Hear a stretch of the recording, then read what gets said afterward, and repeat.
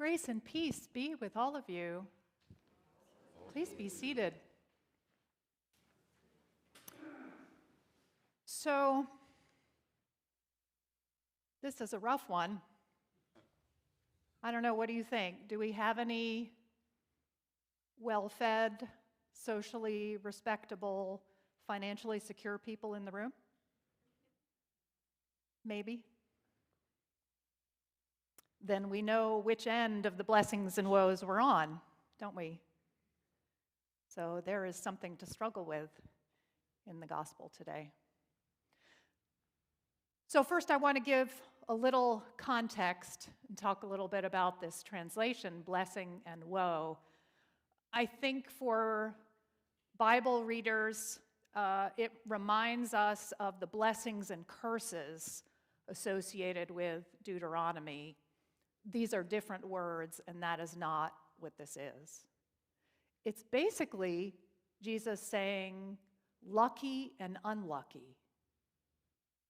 So who's lucky? The poor, the hungry, those who suffer. And who is unlucky? It's the rich and the well-fed and the well-respected. So what on earth is going on here? What is Jesus saying? First of all, I want to say that we need to pay attention to the specific moment he is saying this, right? He is specifically looking at his disciples, his followers. He is letting them know, if you give up your lives and come and follow me, this is what is ahead of you, and this will be a blessing.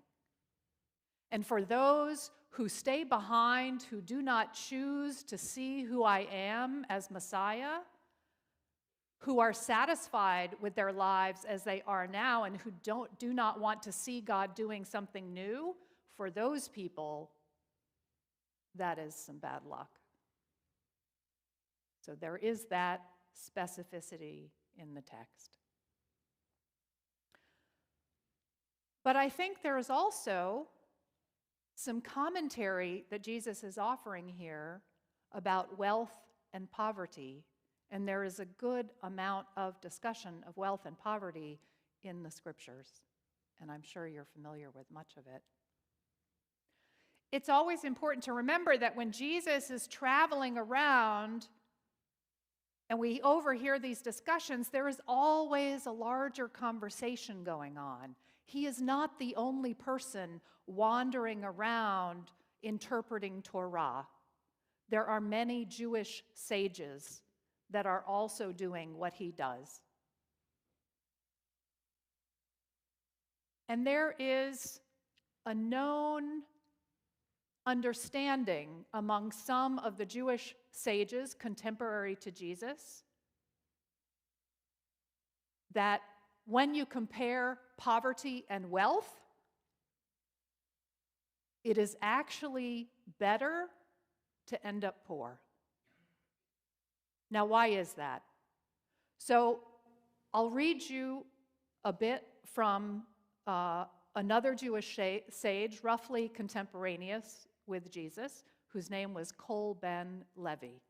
He says, there are two trials before the individual: the test of wealth and the test of poverty.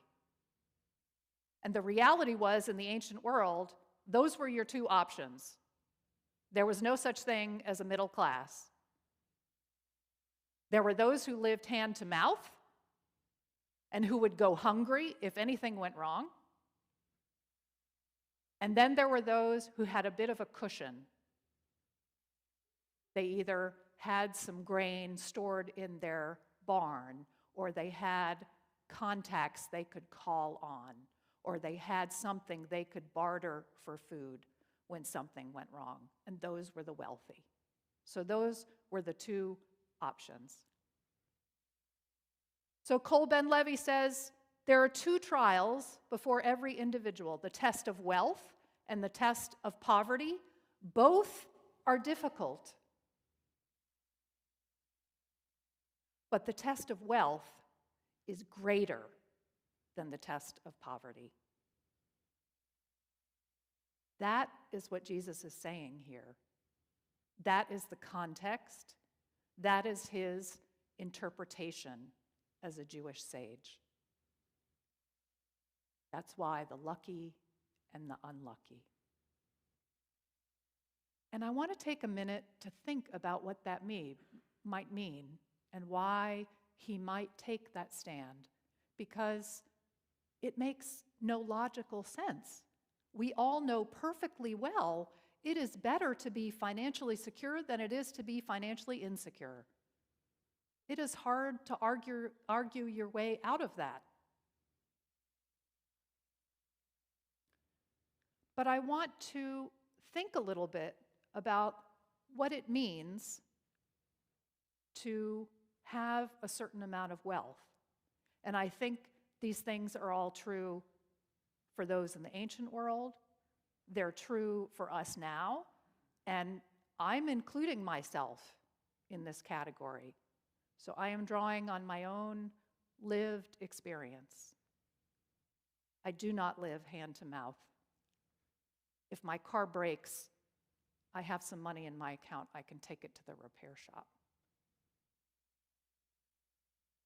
So when we think about people with a certain amount of wealth, it is the very thing that makes wealth wonderful, that makes us want wealth, that makes us comfortable once we have wealth, that ends up getting in our way.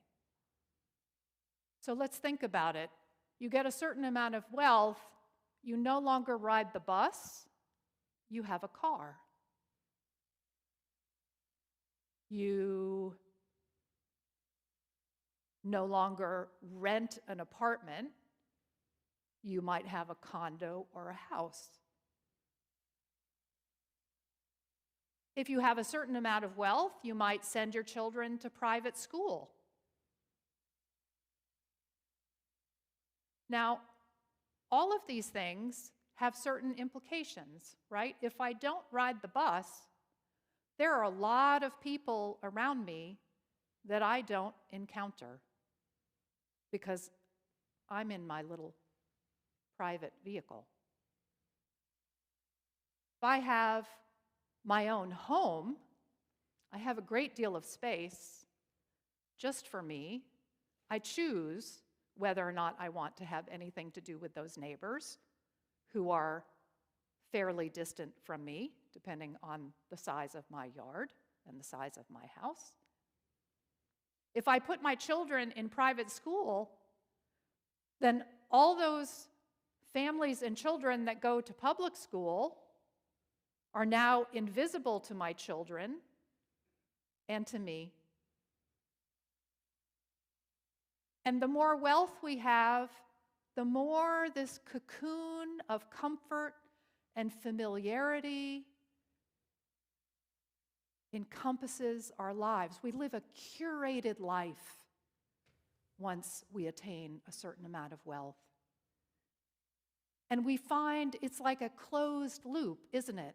I see the same people who live in my neighborhood, who go to garden club with me, who go to yacht club, who are at the same restaurants I'm at. And I stop seeing and getting to know people that are not part of my closed loop. Now that's a very nice thing sometimes.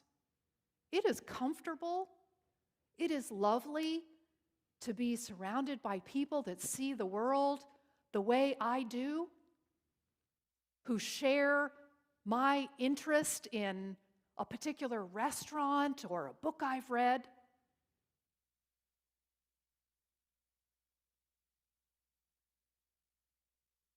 But here's the thing. When we choose that life, it makes it very difficult to then live according to what Jesus calls the greatest commandment, doesn't it? And what's the second half of that greatest commandment? To love your neighbor as yourself. It's not to love all those people who live in my neighborhood and go to my club and go to my gym that I already know and see every day as myself. Scripture makes it clear. It's love the stranger as myself, love the other as myself, love that person who's been rejected as myself, love that person who sees the world differently than I do as myself. And that's a whole different ballgame.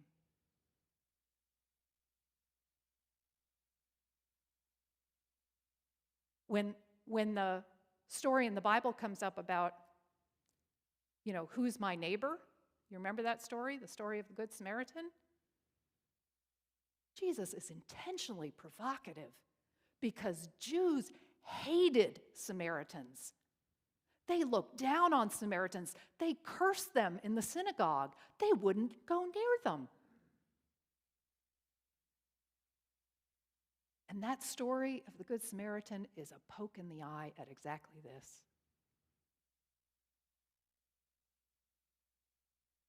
So then let's go back to that greatest commandment. What does it mean to love our neighbor as ourself? I think back to when I fell in love with my husband and he was falling in love with me, those early days. Do you remember that time of falling in love, whenever it was for you?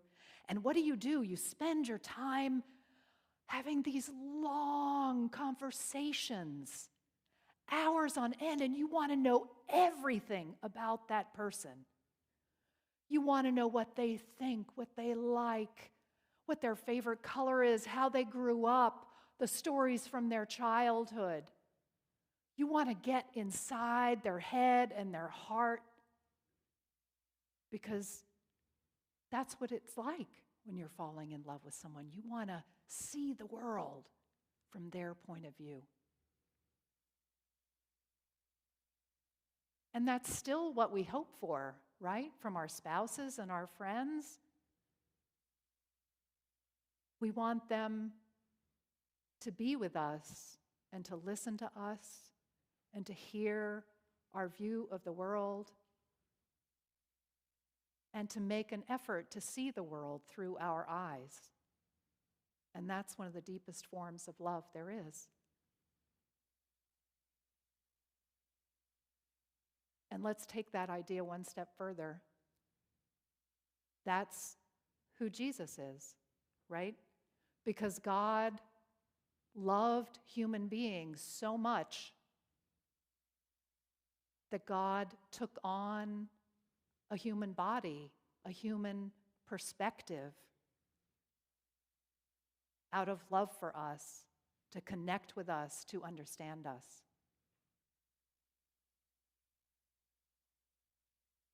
So I think, in the end, Jesus has something very real to say to those of us living in that padded envelope, that cocoon that we call wealth.